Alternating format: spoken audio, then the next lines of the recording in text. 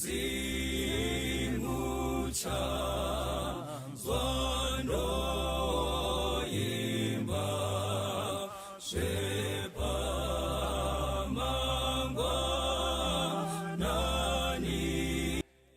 preparation to you.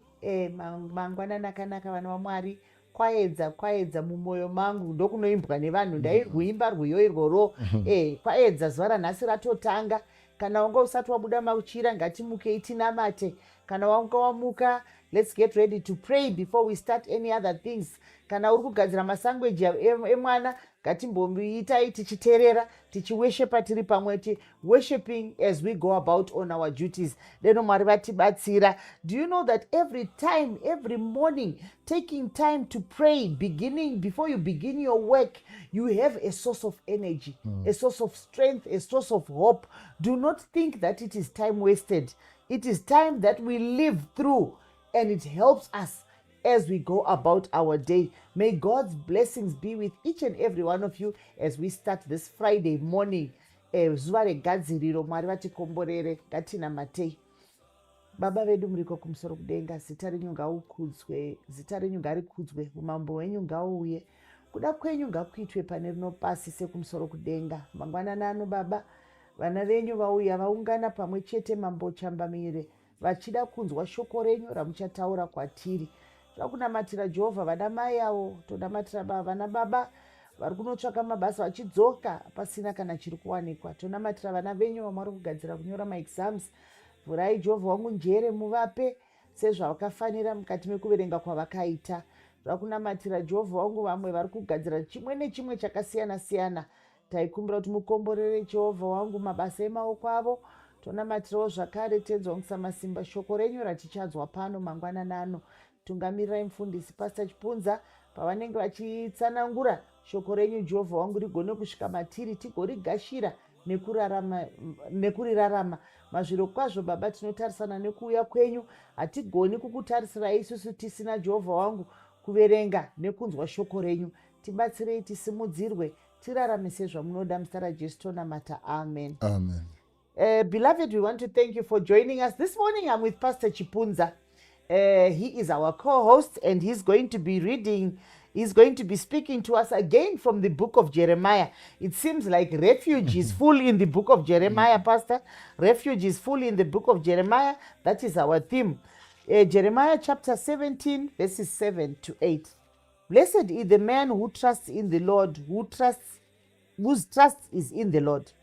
He is like a tree planted by the water that sends out its roots to the streams and does not fear when the heat comes, for its leaves remain green, and it's not anxious in the year of drought, for it does not cease to bear fruit. Psalms 118 verses 8. It is better to take refuge in the Lord than to trust men. May the Lord bless his word. Amen. Toda kutenda Mwari panguva ino pari kupiwa muenzaniso wemuti wakadyarwa pedyo nerukova rwemvura. Pane mastreams aripo ipapo. Munoziva kuti pane madziva asingapereka chero kukarova drought. Kwedu uku ndichiri kuyeuka kuti rimwe gore kwakaita drought yekuti almost the entire area was dry. Vegetation yese yakafa.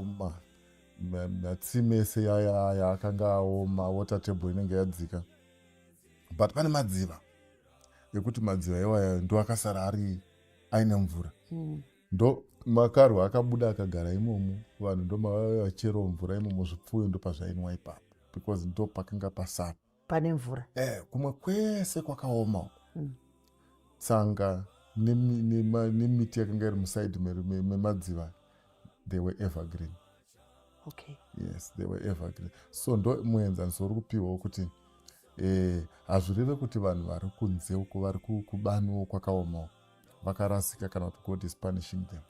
But tiri kudzidziswa kuti mufananidzo wevanhu vari muna Mwari vari kufananidzwa nenyaya yekuti they don't know any drought.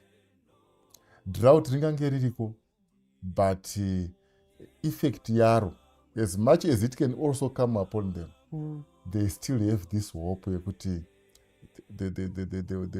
nguva yekunaya kwemvura ichasvika. Ati pamoment iyoyo vanenge vachiri kudya mvura yavari kuwana kubva pamahova dzenyu. Saka kurunzi Mwari kana ari kurutivi rwedu, things may be very difficult but God has a way.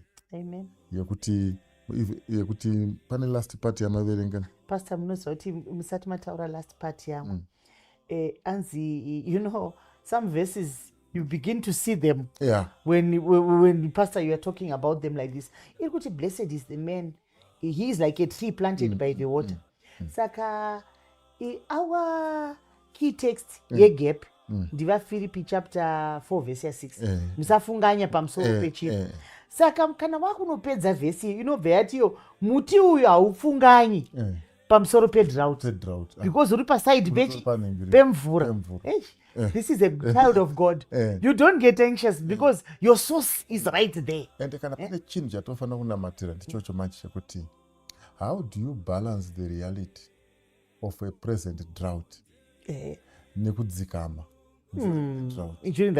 iyo ndo power yatoti Mwari iyoyo.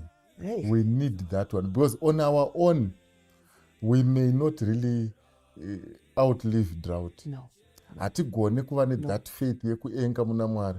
Vanhu vakawanda handizoti munoona zvandinoona. We talk refuge but the practical part of being in the refuge ndo story.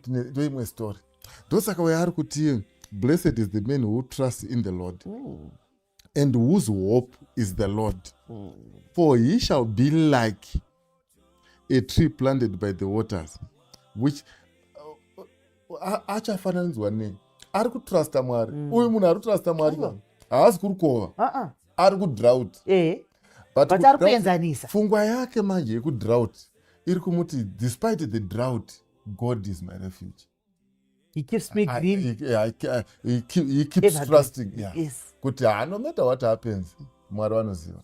So that ningi ndo yatoti Mwari ngavatibatsire kuti regardless of the drought, He is your refuge. He is our refuge. He was our perennial stream.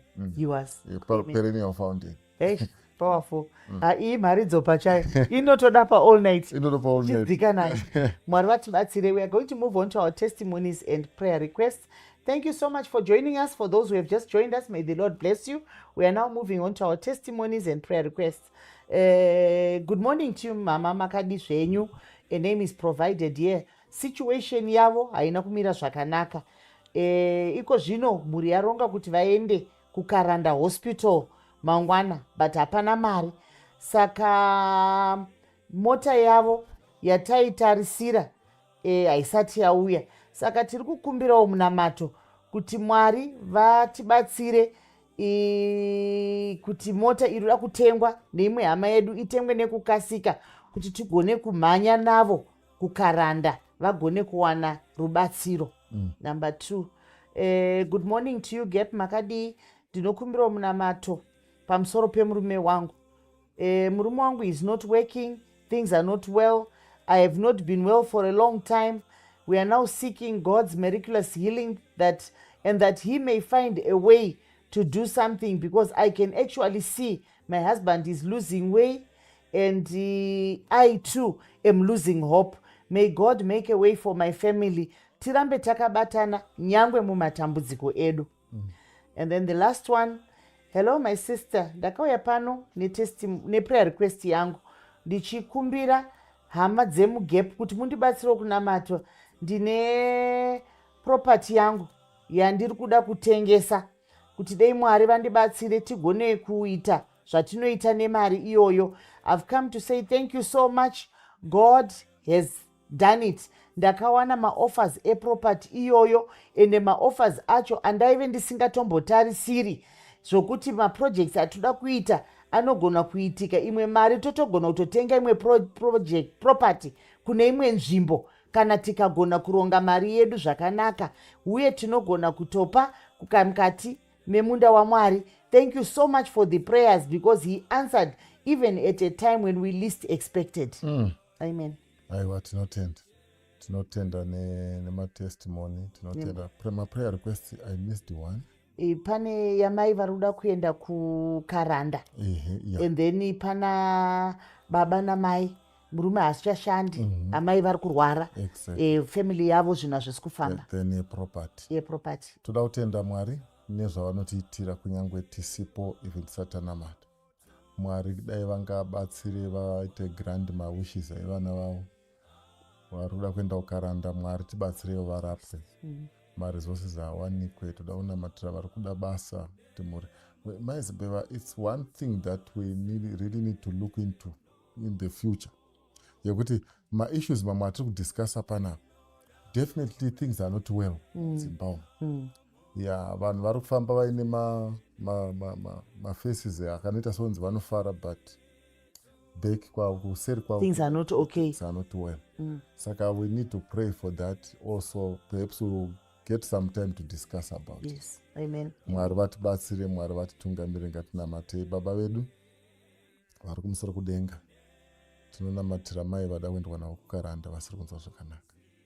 Tinokumbira mota nemaresources nezvose zvakumbirwa tazvisa pamberi penyu.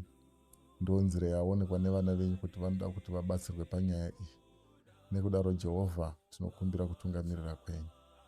Tinonamatira vanhu vasina vari kushaya zvokubata kuti mhuri dzidye. Mwari panguva ino tinokumbira, Mwari pindirai. Vana venyu vane nzara, vane matambudziko mazhinji, varopafadzei, muvabatsirewo, muvavhurirewo mukana. Tinoziva muZimbabwe hazvina kumira mushe nepasi rese tenderere, asi Mwari vhurai mukana yakafanira. Tinonamatira marequests ose aiswa pamberi penyu Mwari kuti dai mungatungamirirei, tibatsirei, mutiropafadze, mutiitire zvakanaka.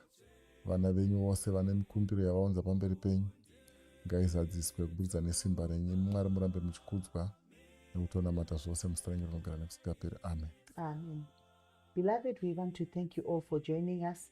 Today is Friday. Do not forget to join us Friday, Vespers, Gap Vespers at 6 p.m. From Pastor Chipunza and myself, have a lovely day. Amen. Amen. Amen. God bless you. Amen.